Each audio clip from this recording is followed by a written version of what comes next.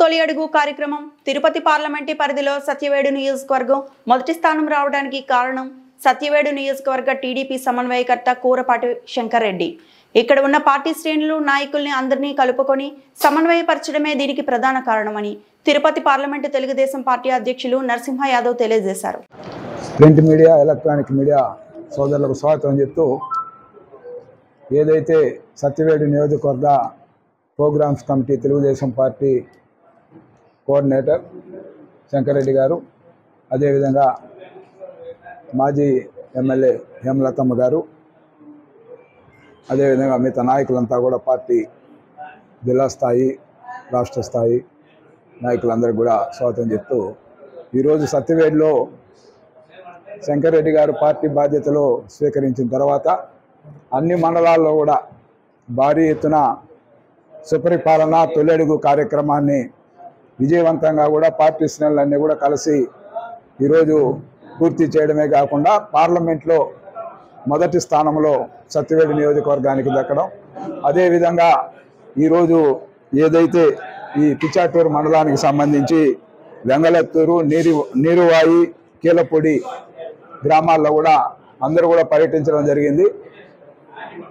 పోయిన ప్రతి చోట కూడా ప్రతి ఒక్కరు కూడా ఈ సంవత్సరంలో జరిగిన అభివృద్ధి సంక్షేమ కార్యక్రమాలు కానీ,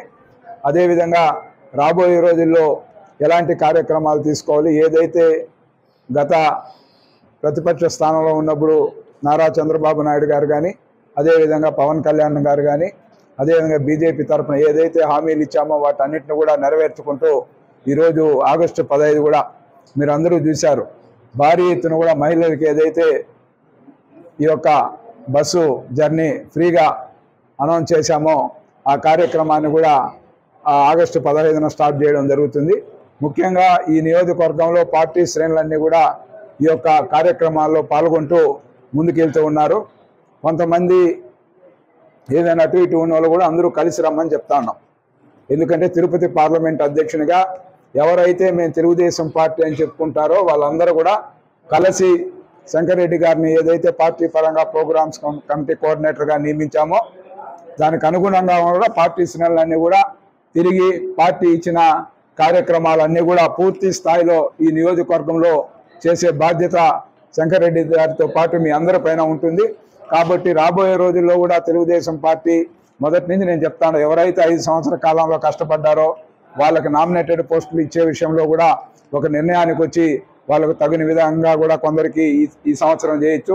2 సంవత్సరాల తర్వాత కొంతమందికి చేసే అవకాశాలు ఉంటాయి. కాబట్టి మీరందరూ కూడా పార్టీ కమిటీలు కానీ, అదేవిధంగా మిగతా దీనికి సంబంధించి కూడా అందరూ కూర్చొని ఒక చోట ఒక నిర్ణయం తీసుకొని ముందుకెళ్లాలని కూడా ఈ సందర్భంగా కూడా మరొకసారి ఈ సందర్భంగా కూడా పిలిపిస్తూ సత్యవేడు నియోజకవర్గంలో మళ్ళీ కూడా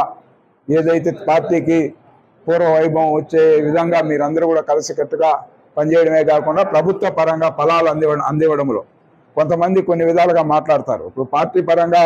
ఎందుకు ఒక వ్యక్తిని కోఆర్డినేటర్గా నియమిస్తామంటే పార్టీ పరంగా మనం ప్రజలు ఏవైతే వాళ్ళ ఆలోచనల మేరకు వాళ్ళ యొక్క రిప్రజెంటేషన్స్ కావచ్చు, వాళ్ళ యొక్క ఆలోచనలు ఉన్న వాళ్ళ వీధికి రోడ్డు కావచ్చు, ఇంకోటి కావచ్చు, ఏమైనా చెప్తే ఇన్ఛార్జి మంత్రి ద్వారా వాటన్నిటిని కూడా పరిష్కరించేదానికి శంకర్ రెడ్డి గారు ముందుండి చూసుకుంటారు. కాబట్టి అవన్నీ కూడా మనం చేసుకునే దానికి వీలు ఉంటుంది. దీనికి నానా అర్థాలు తీయాల్సిన పనిలా ఏమీ లే. ఎక్కడికి పోయినా మన పార్టీలో బూత్లో పనిచేసిన వాళ్ళు ఉంటారు, మండల స్థాయిలో పనిచేసిన వాళ్ళు ఉంటారు, జిల్లా స్థాయిలో పనిచేసిన వాళ్ళు అక్కడ ఉంటారు, ఎక్స్ఎమ్మెల్యేలు ఉన్నారు. అందరూ సహకారంతో మన ప్రభుత్వం ఉంది కాబట్టి ఆ ఫలాలని ప్రజలకు అందివ్వడంలో మీరందరూ కూడా మీ చేతుల మీదుగా కూడా ఫలాలు ప్రజలకు అందించే విధంగా మీరందరూ సహాయ సహకారాలు అందివ్వడమే కాకుండా ఎక్కడ ఏ చిన్న సమస్య వచ్చినా వెంటనే తెలియజేస్తే పార్టీ ద్వారా ఇన్ఛార్జి మంత్రికి తెలియజేసి తద్వారా ప్రభుత్వ అధికారుల ద్వారా ఆ పనులు చేయించడానికి వీలవుతుందని కూడా స్పష్టంగా కూడా ఈ నియోజకవర్గంలో ఉన్న పార్టీ శ్రేణులందరికీ కూడా